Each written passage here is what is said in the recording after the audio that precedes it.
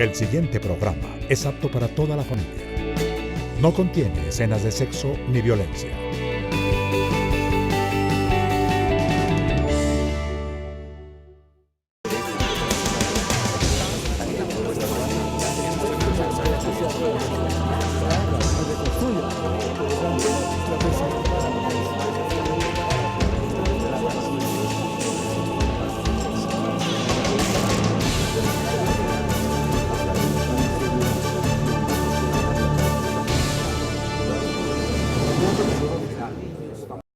El presidente de la República, Juan Manuel Santos, reiteró que el gobierno tiene la voluntad para acelerar la negociación del fin del conflicto en La Habana, para lograr un cese bilateral al fuego lo más pronto posible.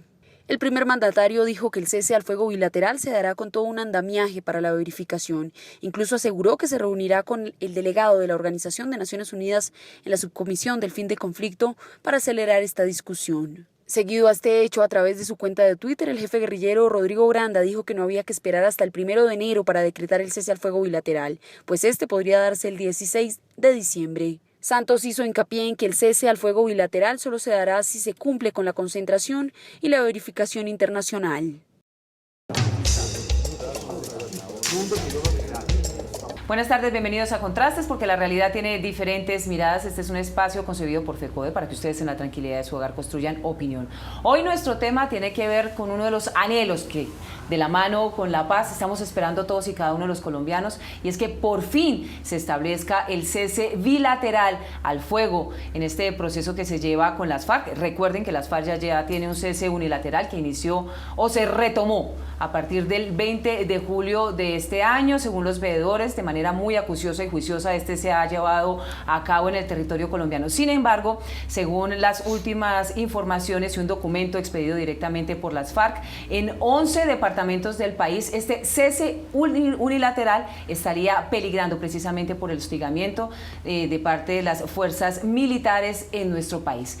¿Qué va a pasar con este tema? Estamos próximos a que se desarrollen o se hagan acercamientos para que no solo se dé el cese bilateral, sino que se firme el acuerdo final de la paz, como lo ha dicho el gobierno nacional y los mismos delegados de las FARC. Podría ser en diciembre, podría ser a principios de enero o en marzo, como fue la versión inicial que se nos presentó.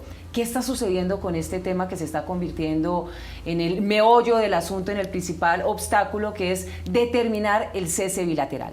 Pues para hablar sobre este tema me acompaña Ariel Ávila, él es investigador de la Fundación Paz y Reconciliación. Mil gracias por acompañarnos a esta hora, Ariel. Omaira, muy amable por la invitación, muchísimas gracias. ¿Cuál es el escenario hoy del cese bilateral? Es el anhelo de todos los colombianos que por lo menos ya no se presente ningún tipo de hostigamiento por las FARC ni por las fuerzas militares, pero ahí se han presentado todos los inconvenientes, todas las miradas, por supuesto, por las fuerzas militares que dicen que ellos no se van a quedar, como se dice popularmente, entonces mirando al techo y dónde queda la seguridad y la protección de la ciudadanía. Y las FARC, que han decretado el cese unilateral, pero sin embargo se presentan hostigamientos por parte de la fuerza pública. Mire, 5 realidades hay en este momento. Primera realidad, cese bilateral va a haber y va a haber antes de la firma de los acuerdos. Segunda realidad, el problema lo tenemos en el modelo del cese bilateral. Por ejemplo, en teorías de conflicto armado hay 3 tipos de cese bilateral. Hay un cese bilateral que es el estatua, que es usted se queda donde está y adiós el asunto. El gobierno dice, yo a eso no le jalo. Sí. El otro extremo es el modelo de cese bilateral vía concentración. Y las FARC dicen, antes de la firma yo no me voy a concentrar, lo cual es obvio. Entonces están buscando es un mecanismo... Que ese es uno de los requerimientos del gobierno. Claro, que esté en la mitad. Que no sea, la concentración viene después de la firma, no antes, y obviamente no puede ser el estatus. Entonces están en eso. En este momento, esta semana, de hecho están 2 semanas, la semana pasada y esta están en esa discusión.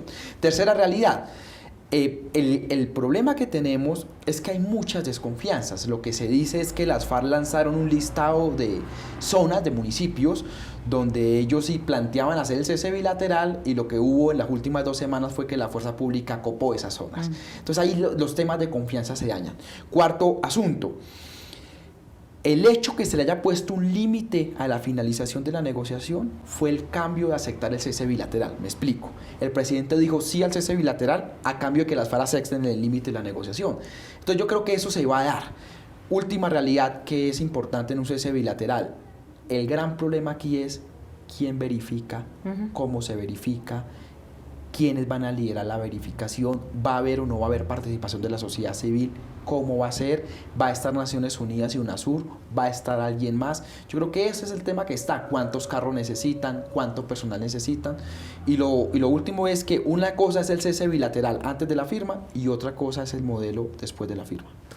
Esta semana viajaba al Frente Amplio por la Paz, que ha sido como la instancia veedora de que efectivamente el cese unilateral de las FARC se dé en el territorio colombiano, la Defensoría del Pueblo, también algunos organismos internacionales que han verificado que efectivamente se han reducido de manera considerable los enfrentamientos entre las FARC y la fuerza pública, ataques con la ciudadanía. Los datos indican que desde el 20 de julio a hoy solo han habido 4 violaciones al cese bilateral, al cese unilateral de las FARC. Significa que en un 97% las FARC han cumplido el cese. Es decir, esto también echa a la borda esos discursos de que las FARC estaban desunidos, de que había disidencias, que las FARC han logrado controlar su tropa, pero obviamente a medida que hay operaciones por tierra, pues el cese unilateral se hace insostenible. La fuerza pública también ha cumplido, los bombardeos han cesado. Entonces yo creo que se está construyendo confianza, pero sí, las FARC han cumplido el cese unilateral, eso no hay discusión. La fuerza pública ha cumplido la que ha cesado los bombardeos, ahí tampoco hay discusión. Sin embargo, en el territorio siguen habiendo situaciones de conflicto, como lo que pasó en el Caquetá hace unos días, donde murieron 4 guerrilleros, o temas como lo que hizo el ELN en Huicán, Boyacá, pero sobre todo hay un tema, y es que fíjense lo que está pasando en el Chocó, en la zona norte del Chocó, enfrentamientos entre FARC y urabeños.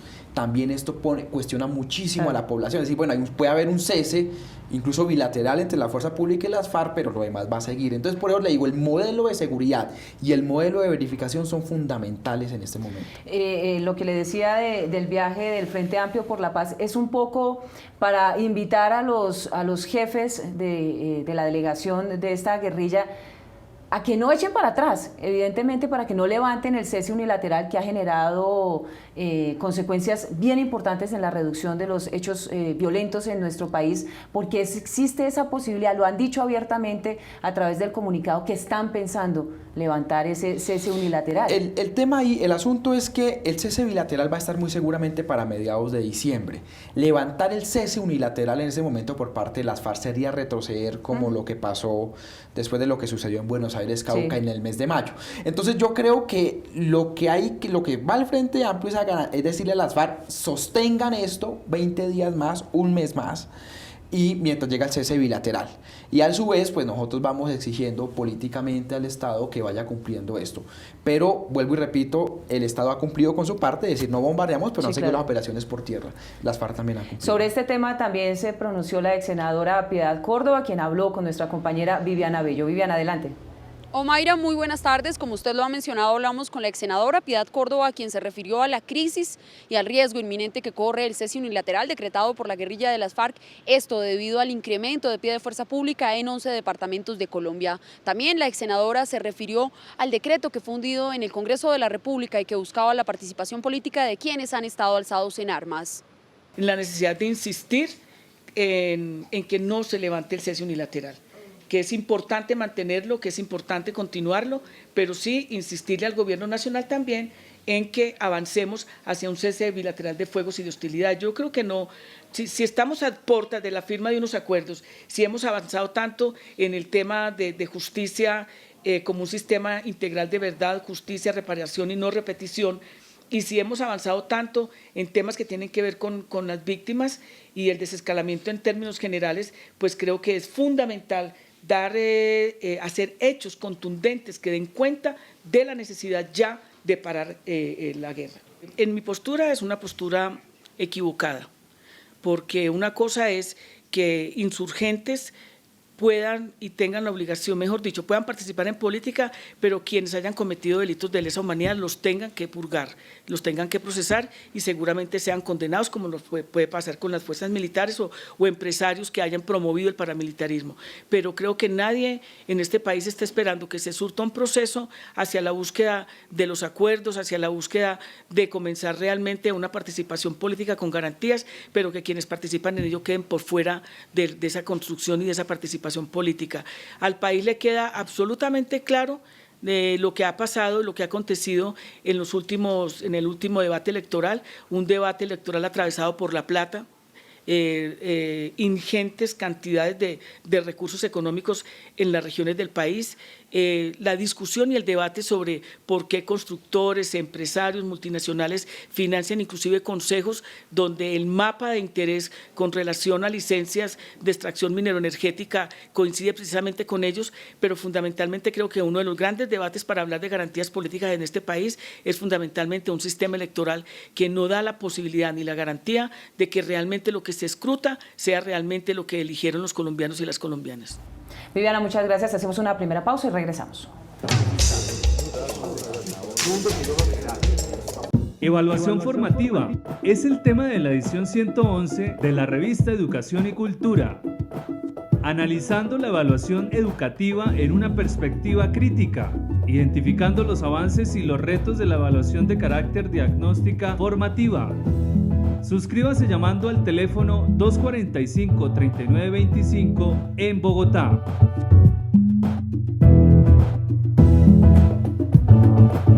Educación y Cultura. 32 años construyendo el movimiento pedagógico colombiano. ¿Qué es educación pública? La educación pública es un derecho fundamental y un bien común y es responsabilidad del Estado garantizar igualdad de oportunidades a sus ciudadanos. FECODE defiende una educación pública gratuita y financiada por el Estado y exige el freno de todas las formas de privatización y comercialización de este derecho fundamental. La educación no es una mercancía, es un derecho.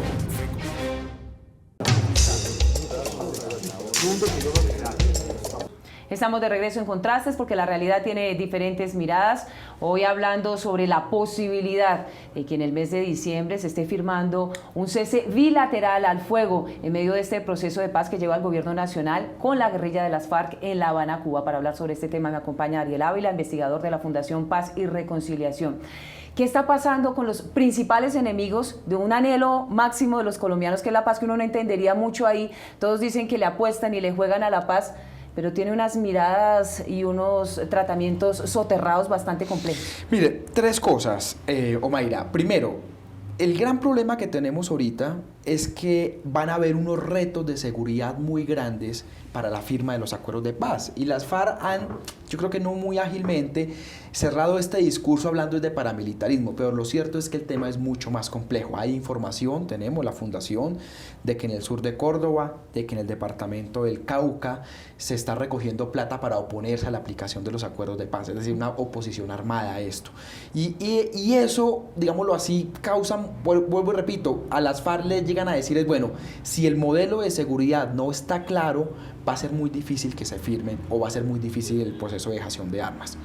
Lo segundo es la posición medio estúpida del Centro Democrático del Uribismo. Fíjense que ellos quieren ahora hacer una tercera parte en la mesa, cuando siempre han rechazado pues el proceso de paz y cuando ellos perdieron las elecciones.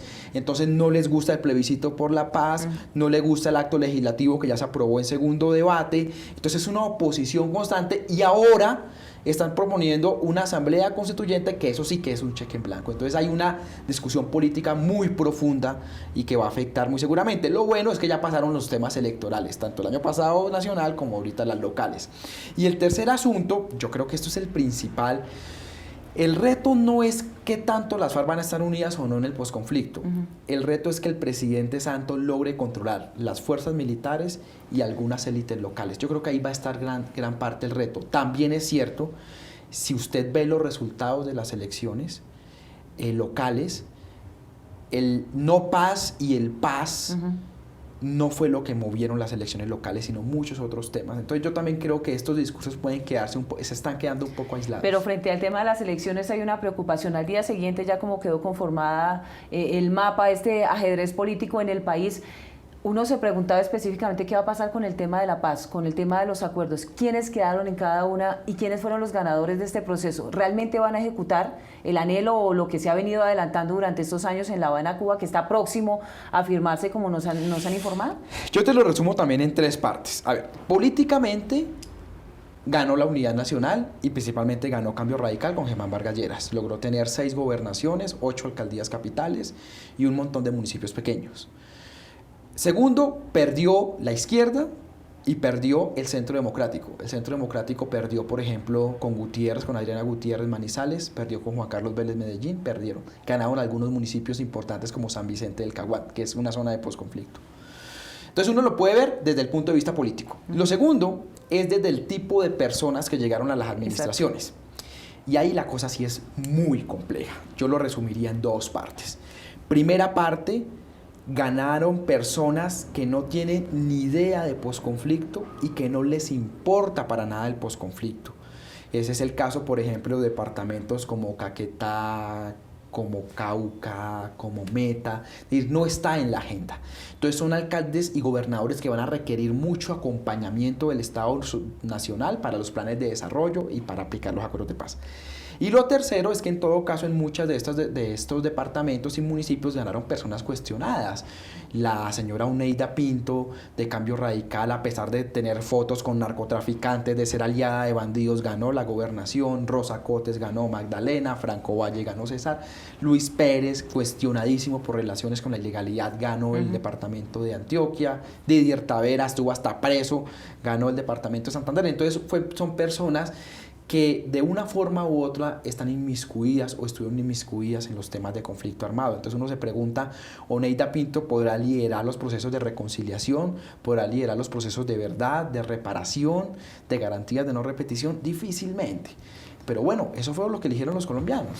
¿Existe el escenario y las condiciones para el tema de la refrendación que el presidente de la República se ha empeñado a que sea refrendado por los colombianos, aunque la Constitución y él no tendría por qué hacerlo? Finalmente eso no es una camisa de fuerza, pero quiere socializarlo y compartirlo con todos y cada uno de los colombianos. Mire, Omaira, yo creo que la ciudadanía tiene que distinguir dos temas. Hay un tema que es la aprobación político popular del proceso de paz, que es esta refrendación. Sí. Y hay otro tema que es crear los mecanismos jurídicos para echar a andar decretos, leyes, etcétera, que salgan del proceso de paz. Lo que pasa es que ambas cosas están cursando en el Congreso de la República. Lo segundo es el famoso congresito, sí, o la unidad de alto nivel legislativa. El primero, yo le digo tres cosas. Uno, a mí no me gusta ni referendo, ni plebiscito, ni nada por el estilo. Dos, el presidente lo prometió, pero no es una obligación jurídica. Puede o no puede hacerlo. Ya la discusión es si no lo hace, qué costos políticos tiene o no, claro, pero no hay que hacerlo. Y lo tercero es que como no ha habido pedagogía para la paz, si el referendo fuera hoy se perdía. Entonces imagínate esta situación donde en Colombia por decreto popular nos toque otros 50 años en guerra.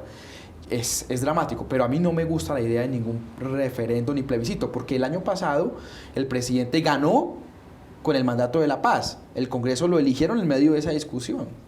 ¿Cómo funcionaría si se da esa refrendación y el pueblo colombiano dice que no le jala a los acuerdos que se firmaron en La Habana? Esa es la pregunta del millón, porque en sentido estricto no sería vinculante, pero pues obviamente si el pueblo lo rechazara o no lograra el umbral, que en últimas va a ser lo mismo, sería esto dramático. Nadie sabría qué pasaría. Lo que sí es claro es lo siguiente: va a haber un cese bilateral, va a haber una firma de los acuerdos, sí, 4 meses después, o hasta 6, 4 muy seguramente, va a haber un referendo, y un mes después de ese referendo se va a echar ya a andar todo el tema legislativo para la aplicación de los acuerdos de paz. Esa es la sincronía. Entonces va a ser muy clave lo que vaya a pasar desde el 16 de diciembre hasta julio del próximo año. Claro, pero si no hay pedagogía e información en todas las regiones, todos los rincones del territorio colombiano, esa refrendación podría estar bastante compleja, ya que los enemigos del proceso de paz sí que han hecho un trabajo pedagógico en contra precisamente del mismo. Vamos a volver con nuestra compañera Viviana Bello, quien tiene más información y reacciones precisamente sobre el tema del cese bilateral y el proceso de paz. Omaira, también consultamos al exdirector del DAS y columnista Ramiro Bejarano y al alto comisionado para los derechos humanos de la Organización de Naciones Unidas, quienes se refirieron a la posibilidad que ha dado el gobierno nacional y la guerrilla de las FARC de que el cese bilateral se firme en el mes de diciembre. En conflictos de otras naciones han llamado el armisticio, que es una etapa anterior al momento de conseguir el acuerdo. Y es un paso magnífico de llegar a conseguirse, no solo porque implica el cese bilateral del fuego, sino además porque implicaría la intervención de la ONU, de la autorización del Consejo de Seguridad Permanente de la ONU para efectos de disponer que hubiese concentración de los grupos insurgentes en determinados lugares y que además estuvieran siendo monitoreados por la comunidad internacional. Yo creo que eso sería una noticia importantísima. Después de eso ya no habría en Colombia quien pudiera oponerse ni criticar la posibilidad del proceso de paz. Es importante que este proceso va a seguir y lo más rápido que se va a llegar de un cese bilateral de mejor por la población, de mejor por el proceso de paz, de mejor por los derechos humanos en el país. Yo sé que hay varias dificultades de llegar a este acuerdo, pero es importante que se van a seguir en esta dirección, que haya un cese bilateral y también hay un acuerdo de terminar el conflicto. Muy bien, Viviana, una nueva pausa y regresamos.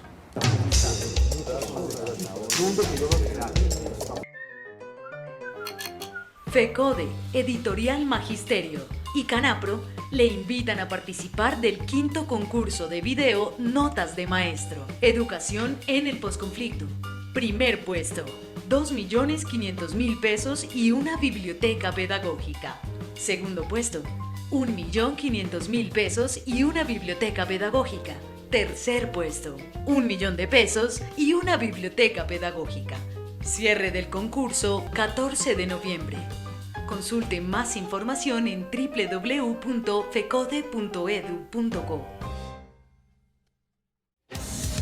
La privatización de la educación pública se disfraza de diferentes formas. Es responsabilidad del gobierno garantizar un acceso equitativo e incluyente para todos los niños, niñas y jóvenes a una educación pública gratuita y financiada por el Estado. FECODE rechaza la comercialización y privatización de la educación pública en el país, porque la educación no es una mercancía, es un derecho.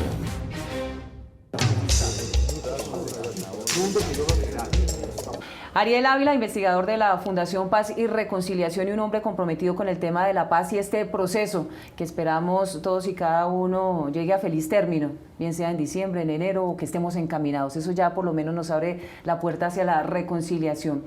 Esta semana que pasó en el Congreso de la República se aprobó en segundo debate la posibilidad en un artículo de que el presidente de la República tenga facultades extraordinarias para poder determinar y transformar el escenario para que los acuerdos en La Habana se ejecuten. De la mano de pues va a tener un congresito que ya se determinó que van a ser los mismos congresistas, no son personas ajenas. ¿Cómo van a determinarse esas facultades extraordinarias? ¿Tienen un límite, un alcance específico o puede ser una carta abierta sin ningún tipo de discriminación? El acto legislativo que está cursando en el Congreso tiene básicamente 4 artículos. Primer artículo es: crea un sistema abreviado para aprobar decretos, leyes, etcétera, derivados del proceso de paz. Rápido. 3 debates, muy rápido. El segundo artículo es el que le da unas facultades al presidente, ya me detengo ahí. Sí. El tercero es que crea un plan plurianual de inversiones para esa zona, lo cual es importantísimo. Y el cuarto es que entra en vigencia solo y después de la firma de los acuerdos de paz. En el tema del segundo artículo, que es las facultades extraordinarias, hay que tener en cuenta 4 cosas. Primero, esas facultades extraordinarias no le permiten al presidente ni tocar la Constitución ni leyes estatutarias. Okay. Únicamente decretos con fuerza de ley para poner a andar los planes de que salgan del proceso de paz, pues no van a tocar la Constitución, o sea, no, nada de eso, o sea, solo se restringe a proceso de paz y no toca ni Constitución ni leyes estatutarias. Que todo el mundo dice que lo que va a haber es una reforma constitucional. No, pero no la toca, digamos, la propia ley lo prohíbe. Segundo, el problema que tenemos, Omaira, es, yo le pido a los colombianos y colombianas que hagan esta imagen mental, es: ¿yo qué hago el día después de la firma? En esa zona donde hay coca, donde hay minería ilegal, donde las FARC han sido el Estado. Yo tengo que tener estrategias muy rápidas de poder copar esos territorios para que eso no se me salga de las manos. Entonces, las facultades extraordinarias del presidente están pensadas en eso, para esos primeros 18 meses después de la firma de los acuerdos. Entonces, tiene total argumentación. Tercero, si bien el mecanismo es abreviado para la aprobación, ahí no se está violando la Constitución. Es decir, no hay nada que indique que se está violando la Constitución. La Corte Constitucional, para algunos casos, va a tener un estudio previo y para otros casos posteriores. Ahí está el tema constitucional. Y lo cuarto es que las facultades del presidente pues se van a enmarcar en lo que están en los puntos de La Habana y los subpuntos de La Habana. Es decir, ¿qué facultades va a tener el presidente? Pues hay que leer los acuerdos de La Habana. Por ejemplo, en tema de tierras, es posible que se cree un banco de tierras. Es posible incluso que lleguemos a crear rápidamente por decreto algún tipo de juez agrario, juez rural. Pero esto no va a afectar como tal la arquitectura institucional del país. Hoy en el nuevo ciclo se abarca un tema que es punto específico básicamente para que lo que se ha hablado, el cese bilateral, pues se dé bien en el mes de diciembre o la primera semana de enero, y tiene que ver con las víctimas y el tema de justicia, que ha sido un escollo ahí bastante complejo. Se conoció que ellos no van a poder participar, es decir, hablo de las FARC, no van a poder participar en los procesos políticos.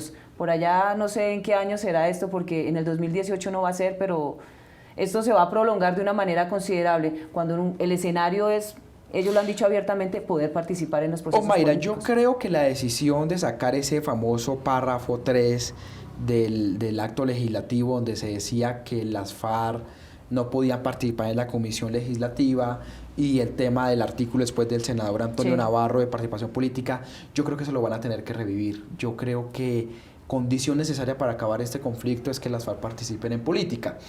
¿Qué queda por negociar? Quedan 4 cosas por negociar. Quedan dos o tres temitas chiquitos en el tema de justicia, como la elección de magistrados y mecanismos. Eso debe salir en una semana. 2, el modelo de seguridad, que eso sí hay mucho avance, pero no hay una solución clara. 3, el tema de refrendación. Las FARC siguen creyendo en la constituyente, igual que el uribismo, lo cual es peligroso. El gobierno dice que prefiere la comisión legislativa de alto nivel. Y lo cuarto, pues las condiciones propias de la dejación de armas. Esos son los 4 temas que quedan por negociar. Yo, a primera vista te digo, va a ser muy difícil cumplir el plazo de marzo. Yo creo que esto puede estar para julio o agosto, lo cual no sería un problema. Digamos, si se requieren 2 o 3 meses más, pues se van a requerir. Va a estar muy difícil para marzo, y obviamente esto va a salir bien en la medida de que ambas partes cumplan, de que a las FARC no los masacren como pasó con la UP, de que las FARC comiencen a dejar las armas, etcétera. Entonces esto va a ser, el otro año va a ser muy neurálgico para este proceso. Ariel, ¿qué le dice usted a los colombianos que dicen que el presidente Juan Manuel Santos le está dando todo y más a las FARC, que está cumpliendo todos los requerimientos precisamente por ese tema de campaña, que era la consolidación de la paz, por lo menos con este grupo? Yo tengo una percepción al revés. Yo creo que las FARC negociaron por muy poco. Mira, circunscripciones especiales de paz, eso está en la Constitución. Zonas de reserva campesina, eso está en la Constitución. Formalización de la tierra, pues hombre, eso es un Estado moderno. Es decir, yo lo que veo es que lo que pidieron las FARC fue bastante poco. Digamos, pidieron que cumpliera la Constitución. Ahora, yo creo que la discusión que más se centra en los colombianos es en el tema de justicia. Yo lo que le digo a los colombianos es, claro, las FARC no van a pagar cárcel, los militares tampoco, y los políticos tampoco. Es decir, miren ambas partes. Porque si decimos que las FARC se pudren en la cárcel, pues los militares también, y los políticos también, y todo el mundo aquí se tendría que pudrir en la cárcel. Entonces yo creo que el modelo de justicia aplica para todos lados, no solo para las FARC. Y lo tercero es que yo creo que el proceso de paz es un cambio fundamental para que el país comience una nueva vida democrática. Un estatuto de oposición, eso es súper necesario. Un banco de tierras para acceso a crédito, que los campesinos tengan acceso a crédito. Esto no es ninguna revolución comunista, pues ahí no hay nada. Eso es darles unos mínimos niveles de subsistencia. Entonces yo creo que el proceso de paz va a sentar unos mínimos, y el camino que siga el país va a depender de la ciudadanía, protestando, marchando y sobre todo sabiendo votar. ¿Cómo se va a ver este país en medio de un cese bilateral? Yo creo que el día del cese bilateral va a ser el día de la fiesta nacional. Yo esperaría que todas las campanas de las iglesias suelten, porque ese día podemos decir, se acabó esta vaina. Así es, el cese bilateral. Conocemos el cese unilateral, queremos ese cese bilateral. ¿A qué les habría a los colombianos? ¿Cuál sería el significado, reducción de violencia, de víctimas en nuestro país? Pero también, ¿cuál es el acompañamiento y el quehacer mismo de la fuerza pública en este cese bilateral? Todavía hay mucha información por la que el gobierno nos tiene que dar cuentas sobre este tema. Mil gracias nuevamente, Ariel. Omaira, usted muy amable por la invitación y siempre a la orden. Nos reencontramos el próximo domingo en Contrastes, porque la realidad tiene diferentes miradas. Feliz resto de día.